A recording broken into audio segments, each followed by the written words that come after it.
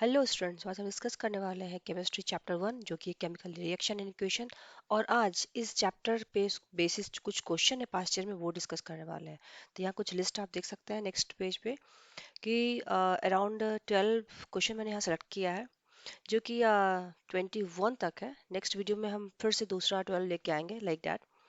तो हम ये जो आप इक्वेशन देख सकते हैं, आप एक काम कर सकते हैं, वीडियो को पॉज करें और देखें कितना क्वेश्चन आप खुद से सॉल्व कर पाते हैं, और फिर हम डिस्कस करेंगे। तो स्टार्ट करते हैं question number 1 2 3 4। Okay, balance the following chemical equation. Fe+H2 will become Fe3O4 plus hydrogen. तो इस इक्वेशन को हमको बैलेंस करना है। ये क्वेश्चन कितनी बार पूछा गया है मैं बता नहीं सकती हूँ। ऑलमोस्ट आप देखेंगे रिपीटेटिव 4 टाइम्स। तो इतना रिपीटेटिव है, चलो समझ लेते हैं, राइट। मैंने एक अलग से सेपरेट वीडियो बनाया है केमिकल बैलेंसिंग का, आप उसको देख सकते हैं। तो पहला कुछ स्टेप्स है इसमें। पहला स्टेप ये है कि जब भी आप केमिकल इक्वेशन को बैलेंस करते हो कभी फार्मूला चेंज नहीं करते हो। जैसे फार्मूला यदि Fe3O4 है तो हमें कभी भी इसका फार्मूला चेंज नहीं करना चाहिए। ओके, हम जो कुछ भी लिखेंगे हम लिखेंगे यहाँ पे। तो इसको हम क्या करते हैं, एक बॉक्स में बना लेते हैं। बॉक्स को हमको चेंज नहीं करना, ये आपको वहाँ नहीं, बस एक सीख रहे हैं, रिवाइज कर रहे हैं, इसीलिए मैंने बोला यहाँ पे ऐसे बना लेते हैं। ओके, नाउ स्टार्ट करना हमको वो कंपाउंड से जिसके नंबर ऑफ एटम ज्यादा है। तो आप देख सकते हैं इसमें नंबर ऑफ एटम ज्यादा है, Fe3O4 है। इसमें भी ऑक्सीजन का नंबर ऑफ एटम ज्यादा है, तो ऑक्सीजन को सबसे पहले हम बैलेंस करेंगे। ओके, यहाँ 4 है, यहाँ पे है हमारा लेफ्ट हैंड साइड में 1 है, तो यहाँ पे हम यदि 4 लिखते हैं तब क्या होता है। तो हर जन जाता है 8, और इस साइड हर जन है 2 है और सिर्फ यही है, तो हम यदि यहाँ 4 लिखें तो हर जन जाता है 8। मतलब ये इक्वेशन अब एफ को छोड़ के बैलेंस, तो यहाँ 3 हाँ एफ है, तो यहाँ भी हम 3 एफ लिख देते हैं। अब यदि आप काउंट करेंगे number of iron, left hand side में कितना है, 3 है। हाइड्रोजन का राइट हैंड साइड में कितने हैं, 8 है, तो लेफ्ट हैंड साइड में 8 है। मतलब अब ये इक्वेशन बैलेंस है, तो ये करेक्ट इक्वेशन बैलेंस इक्वेशन हो गया। अब जब भी इक्वेशन को बैलेंस करते हो तो हम मेक श्योर करते हैं कि लेफ्ट हैंड साइड और राइट हैंड साइड के नंबर ऑफ एटम बराबर है। क्या कुछ टिप्स है। पहला टिप्स कि हम फार्मूला चेंज नहीं करते हैं। दूसरा टिप्स, यदि आपके पास एक कंपाउंड है जिसमें बहुत सारा एटम है तो सबसे पहले उस कंपाउंड के उस एटम एलिमेंट को बैलेंस करना जिसमें नंबर ऑफ एटम ज्यादा है। अब देखते हैं नेक्स्ट क्वेश्चन पे। Why is respiration considered as an exothermic process? अब मैं यदि आपसे ये पूछूं कि एक्सोथर्मिक प्रोसेस क्या होता है। ओके, तो मैं ये समझ रही हूँ कि ऑलरेडी आपका चैप्टर पढ़ा हुआ है और एग्जाम आने वाला है, तो आप बस रिवाइज कर रहे हैं। एक्सो, एग्जिट। ओके, एग्जिट जैसे होता है ना सिनेमा हॉल में एग्जिट डोर, जहां से लोग बाहर निकलते हैं। थर्मिक मीन्स होता है हीट। ओके, तो ऐसा रिएक्शन जिसमें हीट बाहर निकलता है वो एक्सोथर्मिक होता है। अच्छा, आप मुझे ये बताइए कि इसका उल्टा क्या होगा। उल्टा होता है एंडोथर्मिक। ओके, एंडो मतलब होता है, एंडो मतलब इन, इंट्रोवर्ड इन। सो यहाँ पे एंडोथर्मिक रिएक्शन में क्या होता है, हीट एब्जॉर्ब होता है। तो यहाँ पूछा कि रेस्पिरेशन, आप यदि आप अपना दोनों हाथ को नाक के पास ले जाएं और सांस एक्सहेल करें तो आपको थोड़ा सा हीट फील होगा। कुछ वाटर वेपर भी निकलते हैं। ओवरऑल ये जो रेस्पिरेशन है, ये तो समझाने के लिए मैंने बोला, रेस्पिरेशन जो होता है वो जिस तरह प्रोसेस होता है।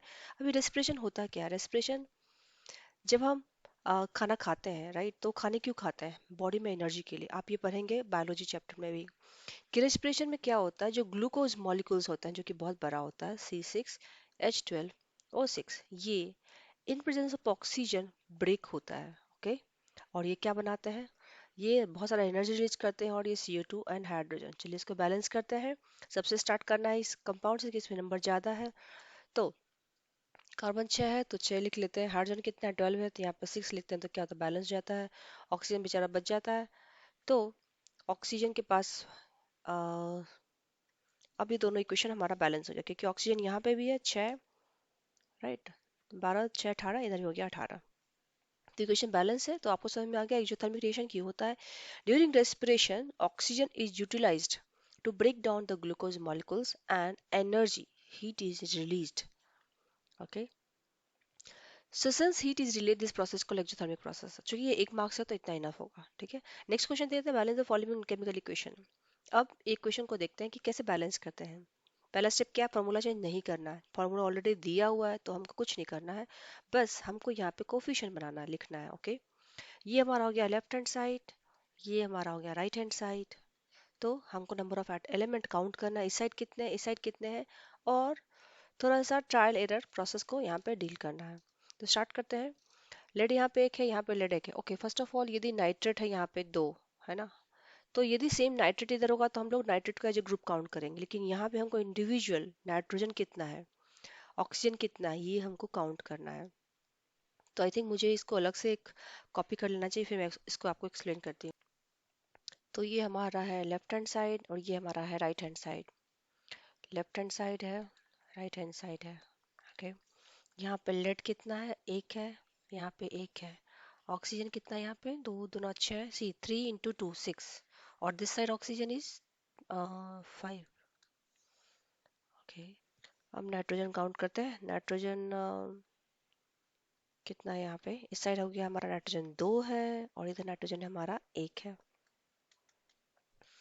ओके, अब बैलेंस करते हैं। तो यहाँ पे नाइट्रोजन ऑक्सीजन देखेंगे तो यहाँ पे पाँच है, जो कि थोड़ा ऑड नंबर है, तो पहले ऑड को मुझे इवन बनाना होगा। ठीक है, तो कैसे बनाएंगे, मान लीजिए हम यहाँ पे जो PbO है, यहाँ पे नाइट्रोजन यहाँ पे दो है। ओके, चलिए इससे स्टार्ट करते हैं। मान लीजिए यहाँ पे दो रखते हैं, नाइट्रोजन तो हमारा बैलेंस हो गया, राइट।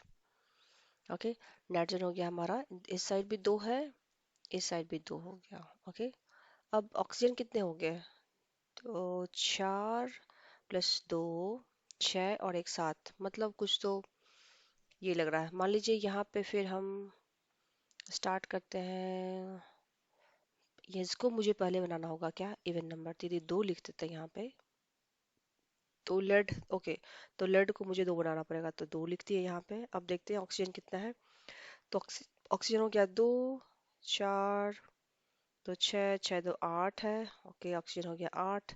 इस साइड है, ओ, इस साइड हो गया 12। नो नो नो, सो और क्या चेंज कर सकते हैं हम, नाइट्रोजन तुम्हारा बैलेंस है, ऑक्सीजन को वही आपको ट्राई करना कि हम और क्या रख सकते हैं। इधर हमारा आठ है, राइट, तो हमको चार और चाहिए, यदि यहाँ पे दो लिख देते हैं, तो नाइट्रोजन, अच्छा, अब जब भी आप कोफिशिएंट को आगे लिखते हैं ना, तो इसका मतलब ये सबके साथ मल्टीप्लाई हो रहा है। ओके, इसका मतलब ये जो दो है ये पीबी के साथ भी है, ये जो दो है वो नाइट्रोजन के साथ भी है। तो नाइट्रोजन पहले ही चार था, अब दो और हो गया, तो यहीं पे फिर थोड़ा सा गड़बड़ हो गया, ये दो और दो दूना चार, मतलब हमको यहाँ पे चेंज करना होगा, तो ये हम चार लिख देते हैं। ओके, अब देखते हैं क्या सिचुएशन है।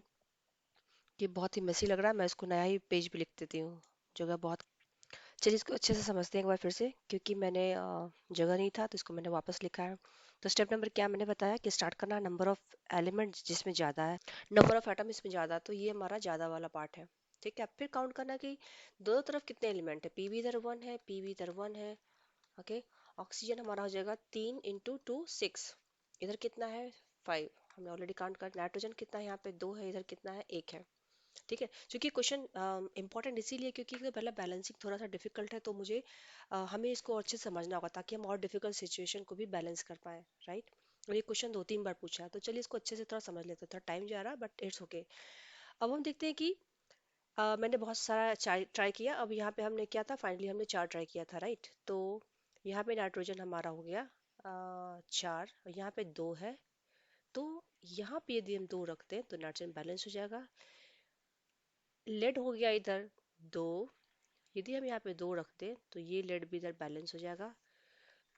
अब हमारा ऑक्सीजन कितना है टोटल, इधर हो जाएगा 6 × 2 12, इधर कितना है काउंट कर लेते हैं, दो इसका प्लस चार दूना आठ 10, और ये दो 12, मतलब ये हमारा एक बैलेंस सिचुएशन है। ओके, तो ये क्वेश्चन कम्प्लीटली बैलेंस है। कमेंट में कीजिए मुझे यदि आपको अच्छे से समझ में आ गया, नहीं तो हम इसको फिर से एक अलग वीडियो में समझ सकते हैं। चलिए नेक्स्ट क्वेश्चन भी आते हैं, क्या name the reducing agent that may be used to obtain manganese from manganese dioxide. तो पहले मैं इसका एक फार्मूला लिख देती हूँ। फार्मूला है मैग्नीज ऑक्साइड का, मैग्नीज डाइऑक्साइड को हमें पता है कि मैग्नीज डाइऑक्साइड फार्मूला होता है MnO, इससे बना रहा है Mn। तो क्वेश्चन है कैसा हम क्या यूज करें कि मैग्नीज डाइऑक्साइड जो है MnO2 जो है वो Mn में कन्वर्ट हो जाए। तो हमें याद रखना एक रिड्यूसिंग एजेंट जो मोस्टली यूज होता है मेटलर्जी में, वो है कार्बन। ओके, अब कार्बन क्या करता है, जब कार्बन कंबाइन करता है कार्बन सॉरी मैग्नीशियम डाइऑक्साइड से, तो ये बनाता कार्बन मोनोऑक्साइड और मैग्नीज। हमें क्या चाहिए, मैग्नीज चाहिए, राइट। तो हमें हमारा ये जो प्रोडक्ट है, हाँ, मैग्नीज हमारा रेडी हो जाता है। तो ये हम जो भी मेटलर्जी प्रोसेस देखेंगे, मतलब आयरन ऑक्साइड से आयरन कैसे बनाना है, तो ये सब हम यूज करते हैं मेटलर्जी में। चलिए इसको बैलेंस करते हैं एक बार। MnO2 Cu है, राइट, और यहाँ पे है प्लस कार्बन। तो चूंकि यहाँ पे O2 है तो यहाँ रख देते हैं 2, ओके, और यहाँ हो गया 2 कार्बन। तो ये हमारा बैलेंस इक्वेशन रेडी हो गया। नाउ नेक्स्ट क्वेश्चन पे आते हैं, question number 5th। What change in the colour of iron nails copper sulphate solution do you observe. Question क्या है कि ये कार्बन नेल को हम यदि कॉपर सल्फेट में डालते हैं तो क्या होता है इस कार्बन नेल का। After keeping the iron nail dipped into copper sulphate, तो क्या क्या चेंज आप देखोगे। दो क्वेश्चन पूछा जा रहा है, क्या चेंज आप देखोगे आयरन नेल्स का, और क्या चेंज आप देखोगे सॉल्यूशन का। तो स्टूडेंट्स, यहाँ पे हम एक इम्पॉर्टेंट पॉइंट्स को हाईलाइट करना चाहते हैं कि आपको एनसीईआरटी का लाइन बाय लाइन पढ़ना है, आपको एक भी लाइन स्किप नहीं करना है। एक क्लासिक एग्जांपल है, देखो ये जो क्वेश्चन है ये सेम का सेम डिटो एक्टिविटी से उठा के पूछा है। देख सकते हैं आप, एक टेस्ट ट्यूब लिया है भैया, यहाँ पे आयरन को डाल दिया है, कॉपर सल्फर का सॉल्यूशन है, और ये पूछा है एग्जैक्टली कि क्या होता है, और इसका आंसर भी बुक में लिखा हुआ है। तो कोई भी क्वेश्चन आपको बोर्ड में बाहर नहीं पूछ रहा, आपको सिर्फ एनसीईआरटी को थरली सारे एक्टिविटी को पढ़ना है। ओके, तो चलिए इसको समझते हैं। क्योंकि ये आयरन है, जो जो क्वेश्चन है इसको प्लस कॉपर सल्फेट, तो ये क्या होगा, हमें पता है कि iron is more reactive than the copper. तो ये बोलेगा ए तुम जाओ यहाँ से, राइट। तो ये कॉपर को डिस्प्लेस कर देगा और ये बनाएगा FeSO4 प्लस Cu। अब इसका कलर होता है ब्लू।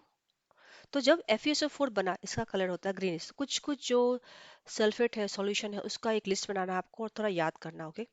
अभी एग्जाम बहुत नजदीक है तो इसको याद करना है, और जहां हम बैठते हैं वहां पे आपको चिपका कर रखना है। तो देखिए अब क्या होता है, ये जो कॉपर है, कॉपर सल्फेट का सॉल्यूशन तो ब्लू हो गया था। हमें दो चीज रखना है कि ये जो आयरन है ना, ये नेल्स था, तो यहाँ पे क्या हो गया, एक लेयर ऑफ कॉपर बैठ गया, क्योंकि कॉपर को हम डिस्प्लेस किए हैं तो ये कहाँ बैठेगा, ये आयरन पे चिपक जाता है। तो आयरन का जो कलर होता है वो ब्राउन होने लगता है, okay, so it turns into brown, and the solution turns from blue to green because of the iron sulfate. Next question पे आते हैं। In a double displacement reaction such as the reaction between sodium sulphate and barium chloride solution, ठीक है। तो चलिए formula लिखते हैं। Sodium sulphate का फार्मूला क्या होगा, Na2SO4 plus barium sulphate formula क्या होगा, BaCl2। फार्मूला कैसे लिखना है यदि आपको ये जानना है तो आप मुझे कमेंट में डालें, मैं आपके लिए एक सेपरेट वीडियो बनाऊंगी how to write the formula. Now ये पूछ रहा है कि चूंकि ऑलरेडी ये हिंट यहाँ पे है, ये डबल डिस्प्लेसमेंट है। डबल डिस्प्लेसमेंट में क्या होता है कि यहाँ पे दो दो डिस्प्लेस होता है, मतलब ये जो है बनाएगा सोडियम क्लोराइड NaCl प्लस ये बेरियम सोडियम को डिस्प्लेस करके बनाएगा बेरियम सल्फेट। तो दो जगह क्या हो गया, डिस्प्लेस हुआ। डिस्प्लेस मतलब पोजीशन चेंज। हम किक करते हैं, सोडियम बोलेगा तुम बेरियम तुम जाओ, मुझे क्लोरीन के साथ बैठना है, तो बैठ गया। यहाँ बेरियम बोलेगा सोडियम तुम जाओ, मुझे सल्फेट के साथ बैठना है। तो इक्वेशन को बैलेंस कर लेते हैं। चूंकि NaCl है, यहाँ पे 2 है तो यहाँ पे लगा दिया 2, Na2 हो गया। अब ये इक्वेशन बैलेंस है। तो यहाँ पे क्या हुआ है, डबल डिस्प्लेसमेंट क्या होता है, एक्सचेंज ऑफ एटम प्लेस हुआ या एक्सचेंज ऑफ आयन प्लेस हुआ है। Obviously exchange of ion place, क्योंकि हम यहाँ पे सोडियम आयन को और बेरियम आयन को सॉरी रिप्लेस कर रहे हैं, राइट। तो इसका मतलब बी तो करेक्ट है। A precipitate is form, yes, क्योंकि याद रखना कि ये जो होता है ना ये सॉलिड होता है। प्रेसिपिटेट क्या होता है, प्रेसिपिटेट वो प्रोडक्ट होता है जहाँ पे दो सॉल्युबल प्रोडक्ट मिल करके एक इनसॉल्युबल प्रोडक्ट बनाते हैं। तो ये सॉल्युबल है, ये सॉल्युबल है, लेकिन जब ये दोनों मिलते हैं तो एक बनाते हैं इनसॉल्युबल प्रोडक्ट, इनसॉल्युबल प्रोडक्ट, जो कि यहाँ बेरियस है। तो इसका मतलब सी भी सही है। ओके, तो डी क्या है, एन इनसॉल्युबल सॉल्ट, यस जैसे वही कर। तो option number D is the correct option, मतलब exchange of ion takes place हुआ है, ए प्रेसिपिटेट फॉर्म हुआ, इनसॉल्युबल सॉल्ट इज प्रोड्यूस्ड।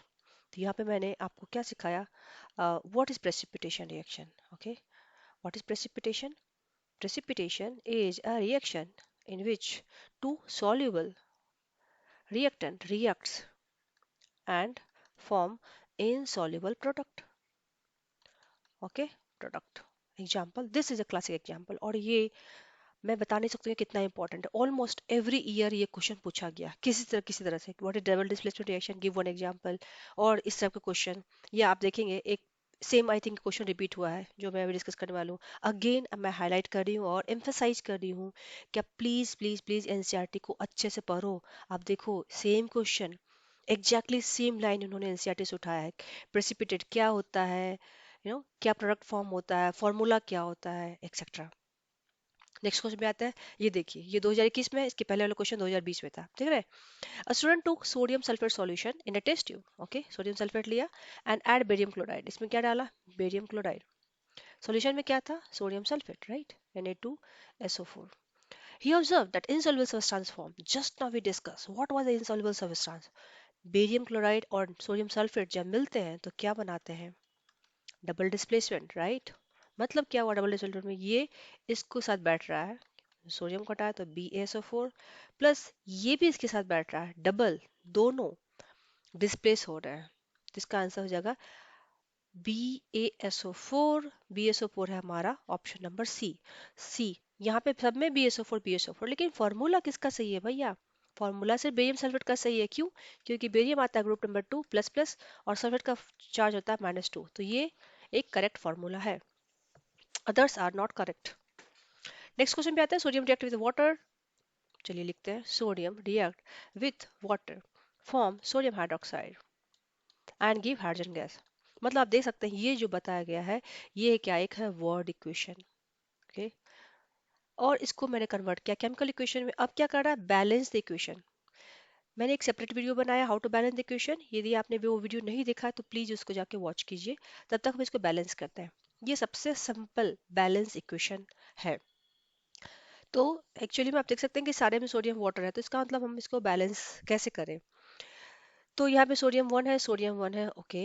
यहाँ पे हाइड्रोजन कितना है? 2 1 3 है, ओके, वेरी इंपॉर्टेंट। 3 और 1, तो इसका मतलब क्या है? ये ऑड नंबर है। सबसे पहले मुझे ऑड को इवन बनाना होगा, तो स्टार्ट करते हैं मिनिमम नंबर से, जो कि है 2। अब हम काउंट करते हैं हाइड्रोजन कितना है। सोडियम, सोडियम इधर है 2, तो यहाँ पे 2 रख सकते हैं, चलो। 2 हो गया, इधर कितने हैं? 2। ऑक्सीजन इधर हो गया हमारा 2, तो यहाँ पे हम यदि 2 लिखते हैं तो क्या होगा? 2 लिखेंगे तो ऑक्सीजन हो जाएगा 2, और इधर भी ऑक्सीजन हो जाएगा 2, और हाइड्रोजन है इधर 4, इधर भी हाइड्रोजन का 2 + 2 4। तो इक्वेशन अब सर्च करते हैं कौन इसके जैसा है। तो 2Na 2Na, ये तीनों में 2Na है। H2O H2O 2H2O 2H2O, मतलब ये B और C। ठीक है।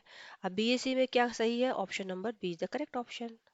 तो हमको क्या करना है? एलिमिनेशन मेथड से भी सॉल्व करना कि क्या सही है बिल्कुल, क्या गलत हो सकता है। ये क्वेश्चन जस्ट हमने डिस्कस किया, क्वेश्चन नंबर 3 जो कि पूछा है 2008 में। सी अगेन, ये 2021 में आया, मतलब ये क्वेश्चन इंपॉर्टेंट है। ठीक है। यहाँ क्या हो रहा है?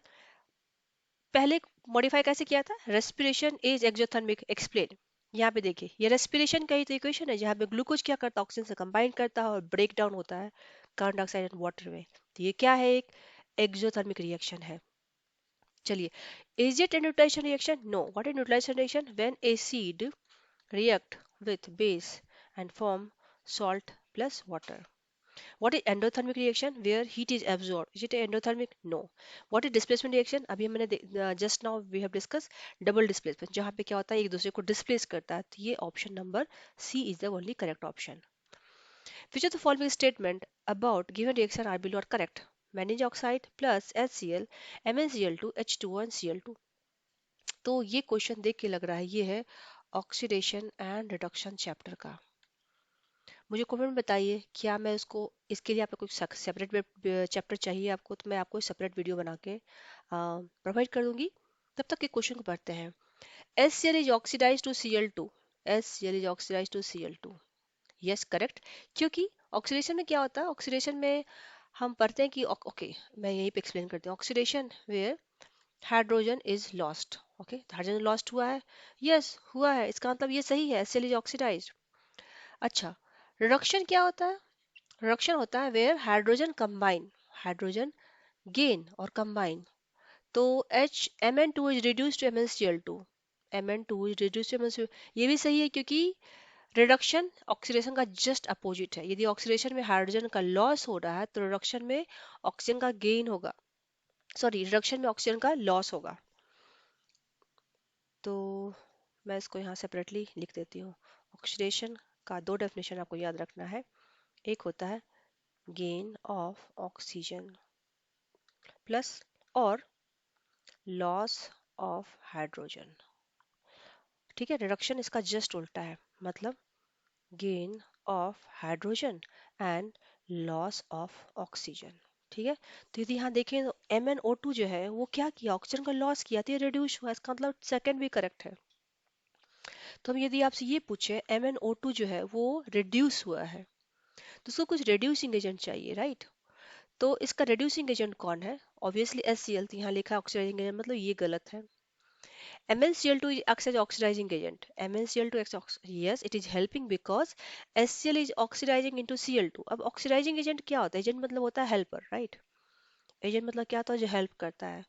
यदि ये रिडक्शन में हेल्प करा तो ये रिड्यूसिंग एजेंट है, यदि वो ऑक्सीडेशन में हेल्प करा तो ऑक्सीडाइजिंग एजेंट है।